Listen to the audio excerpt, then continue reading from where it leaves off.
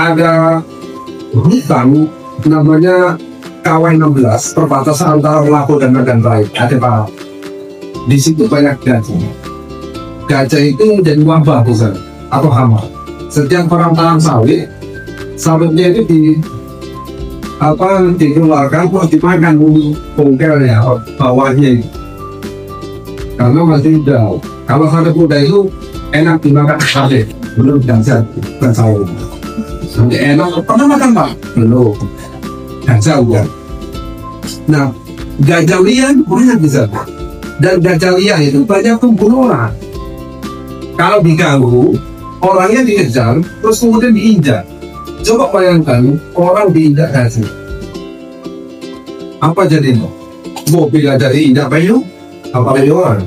Suatu ketika ada pemerintah yang mendatangkan gajah yang Cina atau gajah yang ilangkar dengan pawangnya sekalian untuk mengusir gajah sekaligus menangkapnya kalau seandainya bisa ditangkap gajahnya.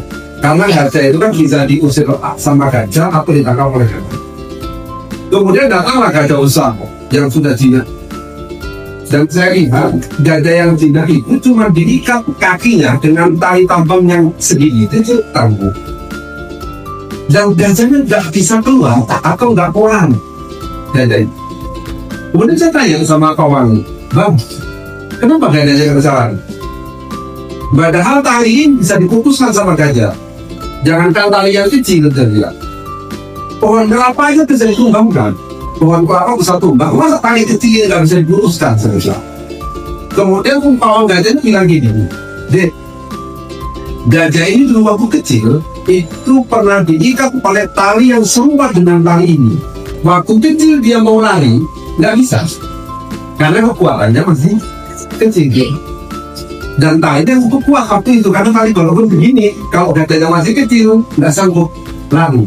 Kemudian waktu dia besar seolah-olah tali ini dalam pikiran dia tak bisa membuat dia lari. Artinya apa? Gajah itu otaknya stagnan. Kalau pengalamannya seperti itu ya itu kejadian untuk seterusnya. Tetapi manusia pikirannya dinamis. Kalau pengalamannya seperti itu, nggak mungkin seperti itu lagi. Kita bisa lebih baik daripada itu. Kalau orang nggak bisa berubah, berarti otaknya otak gajah.